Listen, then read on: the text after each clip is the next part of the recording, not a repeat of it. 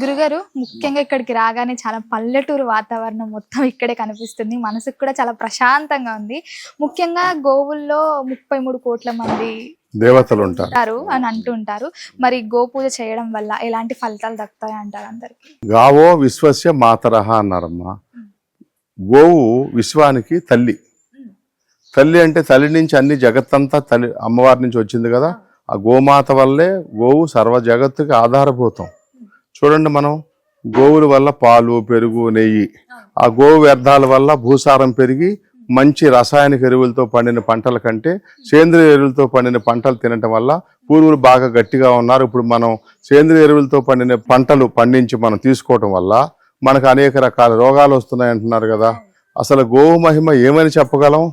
ఆదిశేషుడు కూడా చెప్పలేడమ్మా. స్వామి బోధానంద కాదు, అసలు గోవుతో చేయలేనటువంటి పని లేదు. ఒక గోవు తోక వెంట్రుకుని మేము కుంకుమతో కలిపి మంత్రించి తావిత్తులు పెట్టిస్తాం. వాళ్ళు అదే ఆ ఒక్క గోవు వెంట్రుకు వల్లే వాళ్ళు సుఖపడిన వాళ్ళు ఉన్నారు, నరఘోష పోయిన వాళ్ళు ఉన్నారు. గోవు మూత్రాన్ని శుభాశుభాలు అన్ని కార్యాల్లోనూ గోవు పంచతాన్ని శుద్ధికి ఉపయోగిస్తారు. ఆరోగ్యపరంగా కూడా అసలు ప్రపంచంలో ఇప్పుడు వరకు ఈ ప్రపంచం, అమెరికా కాదు, మొత్తం యావత్ ప్రపంచంలో ఇప్పుడు ఉండేటువంటి టానిక్స్ అన్నిటికంటే బలమైన టానిక్ ఏదండి? గోమూత్రమే. ఇక దానికంటే మనం ఏం చెప్పగలం? తల్లిపాలు లేనప్పుడు ఏం చేస్తారు? పసిపిల్లలకి తల్లిపాలు లేనప్పుడు గోవు పాలు. అంటే గోవు జగత్తుకు ఆధారం. పరిహార క్రియల్లోనూ నవధాన్యాలు గోవులకు పెట్టినట్టయితే నవగ్రహాలు ఇచ్చే అశుభ ఫలితాలు ఇవ్వరు. మరి గురుగారు ఇన్ని గోవులను మీరు ఎలా? అదే ప్రధానంగా మా సమస్య అదేనమ్మా. సుమారు ఒక 100 పైన గోవుల్ని మేము కోడిదూడల్ని వాటిని పొరపాటున జెర్సీ బ్రీడ్ వచ్చినటువంటి వాటిని రైతులకు దానం చేశాము. ఇప్పుడు గోశాలలో 63 గోవులు ఉన్నాయమ్మా. ఈ గోవులకి పశుగ్రాసం కోసం, దానా కోసం, ఈ గోవుల యొక్క షెడ్లు, ఇన్ఫ్రాస్ట్రక్చర్, వాటి రిపేర్లు, వాటి పని వాళ్ళకి జీతాలు, వాటి కోసం కనీసం ఒక 2 లక్షల పైచలకు ప్రతి నెల ఖర్చు అవుతుందన్నమాట. మాకు గోవులకి స్పాన్సర్ చేసేవాళ్ళు ఒక 10 మందే ఉన్నారు. మహీనాథ్జీ అని, కోమలి అని, ఇలా కొంతమంది మట్టుకే ఉన్నారు. ఆ గోవుల్ని స్పాన్సర్ చేసేవాళ్ళు ఇంకొక 50 మంది కోసం మేము ఒక్కొక్క గోవుకి పెద్ద గోవు సాదే దానికోసం 7,000 అవుతుందమ్మా. పొట్టు జాతి చిన్న వాటిని సాదే దానికోసం 5,000 అవుతుందన్నమాట. ఆ గోవుల్ని స్పాన్సర్ చేసే దానికోసమే మేము ఇంతమందిని ప్రాధేయపడుతున్నాం.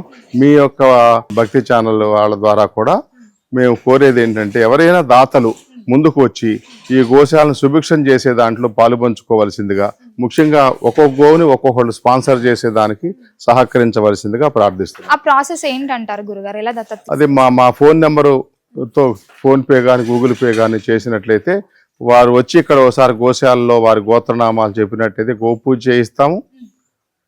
వారి పేరు మీద ప్రతి నెల ప్రతి దానా పెట్టేటప్పుడు, మేత వేసేటప్పుడు, లేదా నెలకు ఒక రోజు కానీ వారి గోత్రనామాలతో ఇక్కడ గోపూజ చేయడం జరుగుతుంది అనమాట. మీరు ఇందాక అడిగారమ్మ గోవు మహిమ ఏమిటండి అని. నా ఆశ్రమంలో నాకు జరిగిన ఒక మహిమ నేను చెబుతాను. దాన్ని బట్టి మీరు ఎంత గొప్పవో. గోవులు ఎక్కడైతే భూభాగంలో ఉంటాయో భూగర్భ జనవనరులు అడుగంటికి పోయేవి కూడా పైకి ఉబ్బుకొస్తాయి అన్నమాట. ఈ ఆశ్రమం గోశాల కిరాయి గృహం నుంచి ఇది కొని ఇక్కడికి వచ్చిన కొత్తలో 3 బోర్లు వేయిస్తే 3 బోర్లలోనూ దుమ్ము వచ్చిందమ్మా. ఈ గోవులు ఇక్కడికి వచ్చిన తర్వాత 2-3 నెలలు ట్యాంకర్తో నీళ్లు తెచ్చి చెట్లకి, గోవులకి ఉపయోగించేవాళ్ళం. ఒక సందర్భంలో నేను ఆ కేసింగ్ తీయకోకుండా ఉంచినటువంటి దాంట్లో చిన్న రాయి వేశాను. నీళ్లు ఉన్న సౌండ్ వచ్చింది. గోవుల మీద భారం వేసి ధైర్యం చేసి 3 మిషన్లు తెచ్చేసి వేయించేశాను. ఫుల్ నీళ్లు. మరి అంతకంటే గోవు మహిమ నేనేం చెప్పగలను అమ్మా? గోవుని అశుభ కార్యాలు, శుభకార్యాలకి గోమయ్యని తీసుకెళ్ళి అలుకుతారు. దాంట్లో రేడియేషన్ తట్టుకునే శక్తి కూడా గోవు డంగుకి ఉందని మనం శాస్త్రజ్ఞులు తేల్చారు. రేడియో ధార్మిక కిరణాలు, అతినీలోహిత కిరణాలు, సూర్యుడు ఓజోన్ పొర పోయినప్పుడు అక్కడి నుంచి వచ్చే అతినీలోహిత కిరణాల గురించి కూడా పూర్వకాలంలో ఇంటి మీద, ఇంటి కింద, గోడలకి అంతా కూడాను గోవు పేడతో అలికేవారు.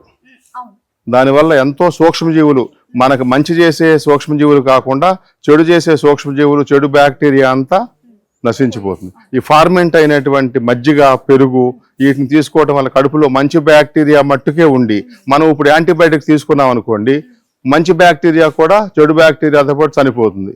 కానీ ఇది తీసుకున్నప్పుడు, ఈ పెరుగు అది తీసుకున్నప్పుడు ఆవుల యొక్క ఆహార పదార్థాలు తీసుకున్నప్పుడు మంచి బ్యాక్టీరియా నిలవ ఉండి చెడు బ్యాక్టీరియా చనిపోతుంది.